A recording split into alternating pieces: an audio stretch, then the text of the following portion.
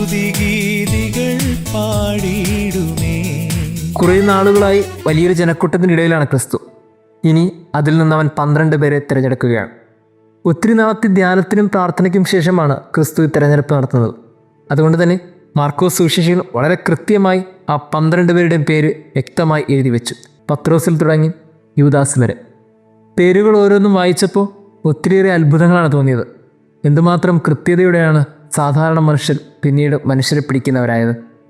എന്തുമാത്രം നിഗൂഢതയാണ് ദൈവമേൽ ഒളിപ്പിച്ചു വച്ചത്. ഇവരുടെ കരങ്ങളിലൂടെയൊക്കെ എന്തുമാത്രം അത്ഭുതങ്ങളാണ് നടന്നത്. ഇങ്ങനെ 12 പേരുടെയും പേര് വായിച്ച് ഏറ്റവും അവസാനത്തെ പേരെത്തിയപ്പോൾ ഉള്ളൽപ്പം പിടയുന്നുണ്ട്. കാരണം അവസാനത്തെ പേരിൽ മാത്രം ഒരു അഡ്ജക്റ്റീവ് എന്തുകൊണ്ടോ മാർക്കോസ് സുവിശേഷകൻ ചേർത്ത് വെച്ചു. യേശുവിനെ ഒറ്റിക്കൊടുത്ത യൂദാസ് കറിയോത്ത. തിരഞ്ഞെടുക്കപ്പെട്ടിട്ടും ആ വിളിയുടെ നിയോഗം മനസ്സിലാക്കാതെ പോയ ഒരു യൂദാസിനെ പോലെ നമ്മുടെ പേരിന് മുമ്പിലും ഒരു അഡ്ജക്റ്റീവ് ഉണ്ടാകുമോ? കുറച്ചും കൂടി നമ്മെ തന്നെ തിരിഞ്ഞു നോക്കാനുള്ള ഒരു ക്ഷണമാണ് ഇന്നത്തെ സുവിശേഷം.